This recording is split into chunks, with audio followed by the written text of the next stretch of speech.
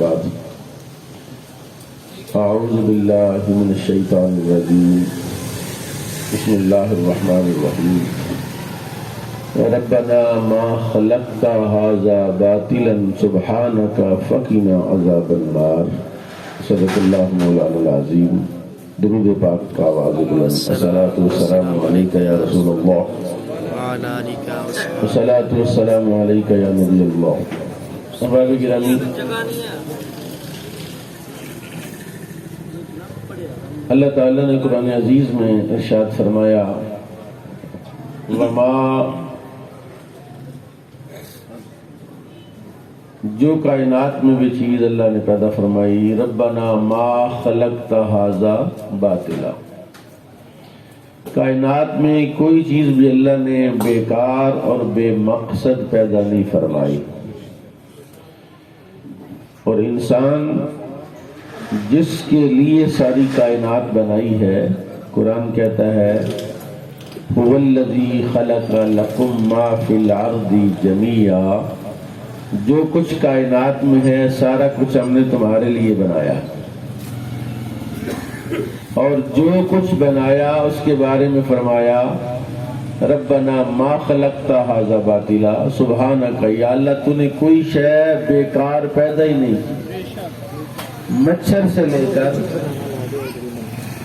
ہر چیز کو، مکھی جو بظاہر چیزیں ہمیں اذیت دیتی ہیں، رات کو مچھر سونے نہیں دیتا، وہ بھی اللہ نے بے مقصد اور بیکار پیدا نہیں فرمایا. اللہ تعالیٰ نے ہمیں سمجھانے کے لیے اپنے کلام جیسی، قرآن جیسی نعمت عطا فرمائی ہے.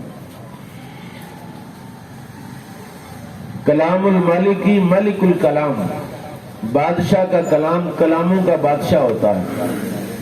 کائنات میں جتنے بھی کلام ہیں، جتنی بھی علم کی کتابیں ہیں، ان میں سب سے معتبر کتاب قرآن ہے. اس سے زیادہ عزت والی، اس سے زیادہ معتبر کوئی اور کتاب نہیں. اور اس کتاب کے اندر اللہ نے جس چیز کو ڈسکس کیا ہے، جس چیز کے بارے میں بیان کیا ہے، وہ میں اور آپ ہیں. سر سے لے کر پاؤں تک انسان کی خواہشات، اس کی ادائیں، اس کی ضروریات، اس کے معاملات، اس کے مسائل، اس کا حل اللہ نے قرآن میں نازل فرمایا ہے. کچھ چیزیں ایسی ہیں جو ہم سادگی کے ساتھ سمجھ سکتے ہیں. کسی بندے کو ملیریا بخار ہو جائے تو اس کو ہر شے کڑوی لگتی ہے، جو بھی کھاتا ہے چاہے میٹھا اس کو دے، شہد دے، وہ بھی اسے کڑوا لگتا ہے. کھانا دے، ہر وقت بھی مجھے یہ چیزیں کڑوی لگتی ہیں، یہ تو میں نہیں کھا سکتا. حالانکہ چیزوں کے ذائقے میں، ان کے ٹیسٹ میں کوئی تبدیلی نہیں آئی، بندے میں تبدیلی آئی ہے. اور وہ تبدیلی کیا ہے؟ ایک بیماری لگی، ایک علت لگی، وہ ہے بخار، جو اس کی زبان کا ذائقہ اور ٹیسٹ لے گیا. آج کل وہ کورونا کے اندر بھی اس کی ایک علامت یہ ہے کہ زبان کا ٹیسٹ جو ہے وہ ختم ہو جاتا ہے، کسی چیز کا سواد نہیں آتا. اللہ تعالیٰ نے جو نماز پیدا فرمائی ہے وہ انتہائی میٹھی چیز ہے، اور ایسی لاجواب چیز ہے کہ رسول کریم صلی اللہ تعالی وسلم فرماتے ہیں قرۃ عینی فی الصلاۃ، میری آنکھوں کی ٹھنڈک نماز میں ہے، میری آنکھوں کی ٹھنڈک نماز میں ہے. اور ہمیں اس نماز کا ٹیسٹ نہیں آ رہا. جو بھی کوئی نئی برانچ آتی ہے، کوئی چین آتی ہے، کوئی فوڈ کی کوئی چیز آتی ہے، تو ناروں والی دوڑ دوڑ کے اس کے پاس جاتے ہیں اور رش ڈال دیتے ہیں کہ یار اچھا ٹیسٹ ہے ان کا.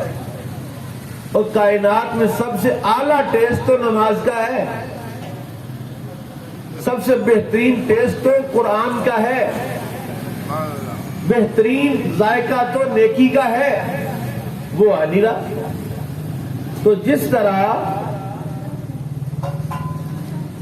ملیریا کے بخار سے زبان کا ٹیسٹ ختم ہو جائے، اسی طرح گناہ کی بیماری سے بندے کا ٹیسٹ خراب ہو جاتا ہے.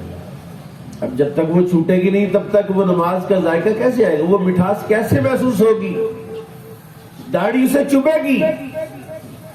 رسول اللہ کی ہر سنت اس کے لیے مشکل پیدا کرے گی کہ یار نہیں، میں داڑھی کا خیال نہیں کر سکتا جی، میں امامہ نہیں رکھ سکتا جی، اور یار نماز تو پڑھنا چاہتا ہوں، بس کپڑے پلید ہیں، کپڑے پاک نہیں ہیں، کل سے شروع کروں گا.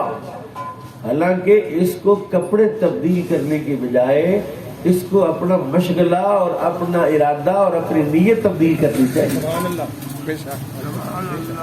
جب اللہ تعالیٰ نے ایک کیڑے کو بیکار پیدا نہیں کیا، ایک پرندے کو بیکار پیدا نہیں کیا، ایک جانور کو بیکار پیدا نہیں کیا، تو آپ کو اللہ نے بیکار کیسے پیدا کیا؟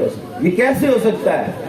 جبکہ اللہ تعالیٰ نے قرآن عزیز میں ارشاد فرمایا افحسبتم انما خلقناکم عبثا وانکم الینا لا ترجعون. کیا تمہارا یہ گمان ہے کہ تمہیں عبث پیدا کیا ہے، بیکار پیدا کیا ہے؟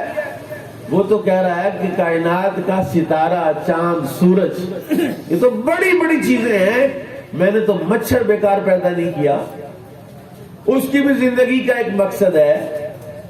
تو ہم جو اللہ نے ہمیں پیدا فرمایا ہے، ہمیں اتنی خوبصورت آنکھیں عطا فرمائی ہیں، اتنے قیمتی کان عطا فرمائے ہیں، اتنا قیمتی دل عطا فرمایا ہے، اتنی قیمتی نعمتیں عطا. آپ کا جائے نا بازار، یہاں کل مجھے پتا چلا کہ منڈی کھیل کے پاس کوئی آئی کیمپ لگا جہاں پر انہوں نے فری علاج کیا. ہمارے لوگ فری علاج کے لیے دوڑ دوڑ کے جاتے ہیں. 36 لوگوں کی آنکھوں کے ڈیلے نکال کے وہاں مصنوعی ڈیلے ڈالنے پڑے کہ وہ مفت کے برفی کھانے گئے تھے. ایسا انفیکشن آنکھوں میں شروع ہوا. وہ 36 لوگ ہیں جن کا ایک ایک ڈیلا نکال کے مصنوعی پلاسٹک کا ڈیلا ڈالا انہوں نے. یہ تو پچھلے سال کی بات نہیں، ریسنٹ بندے ابھی بھی جنا میں، میو میں، گنگا رام میں داخل ہے. اتنا آپ آنکھ لینے جائیں نا، کتنی قیمت آپ اتنے کروڑ پتی ہیں، ارب پتی ہیں کہ آپ کی تو آنکھ نہیں کوئی خرید سکتا. آپ کے جسم کے بعض بندوں کے بال اڑ جائیں تو وہ کتنے پیسے لگا کے فی بال کے پیسے ادا کرتے، تو میں تو اللہ نے مفت میں بال عطا فرمائے. ربنا ما خلقت هذا باطلا. میں صرف آج اس موضوع پر بات کروں گا کہ میرے اللہ نے جب کائنات کی کوئی شے عبث اور بیکار پیدا نہیں کی تو تو کیسے بیکار ہو سکتا ہے؟ تو اپنی من کی مرضی کی زندگی کیسے گزار سکتا ہے؟ تیرے لیے جائز نہیں ہے، ممکن نہیں ہے تیرے لیے. کیوں؟ اس لیے کہ اللہ تعالیٰ نے ساری کائنات تیرے لیے سجائی ہے اور تجھے اللہ نے اپنے لیے سجایا ہے. اور اگر تو نے اپنی مرضی کی زندگی گزارنی ہے تو پھر اللہ نے نبی کیوں بھیجے؟ اللہ نے قرآن نازل کیوں کیا؟ تو اپنی مرضی کی زندگی گزارے. تجھ میں اور اس سکھ میں کوئی فرق نہیں ہے، تجھ میں اور اس ہندو میں کوئی فرق نہیں ہے جو بت کے سامنے سجدہ کر رہا ہے. اگر چند سکے، چند ٹکے آگے ہیں، اس سے تیرا سٹیٹس اپ ہو گیا ہے. تیرا سٹیٹس ہے کیا؟ تیرا صرف ایک ہی سٹیٹس ہے، اور وہ سٹیٹس ہے اللہ کی منشا اور مرضی کے مطابق زندگی گزارنا. جس دن تو نے اللہ کی منشا اور مرضی کے سامنے سر تسلیم خم کر دیا، میں نہیں گارنٹی دے رہا، رب کا قرآن گارنٹی دے رہا ہے کہ اس دن تو کامیاب ہو جائے گا اور دنیا کی کائنات کی ہر نعمت تیرے قدموں میں ہوگی. کب؟ جب تو اپنی مرضی کو اس کی مرضی کے آگے جھکا دے گا، اس کے تابع کر دے گا. تو میرے بھائیو دوستو، آپ سب دکاندار ہیں، بہت مصروف ہیں. آپ پر ذمہ داری، بڑی بھاری ذمہ داری آپ کی فیملی کی، آپ کے خاندان کی، آپ کے بچوں کی ہے، آپ کے عزیز و اقارب کی ہے. اتنی ساری چیزوں کو لے کے آپ چل رہے ہیں، لیکن یاد رکھنا جن کے فیڈنگ پرسنالٹیز، گھر کے وہ افراد جو محنت مزدوری کرتے ہیں وہ فوت ہو جاتے ہیں، مر جاتے ہیں، اللہ تعالیٰ ان کو بھی پیٹ بھر کے کھانا دیتا کہ نہیں دیتا؟ اس غلط فہمی اور اس پریشانی سے باہر نکل کہ اگر تو نہ رہا تو کائنات نہیں چلنی، تو نہ رہا تو بچوں کا کیا بنے گا، تو نہ رہا تو خاندان کا کیا بنے گا، یہ سراسر تیرا مغالطہ ہے۔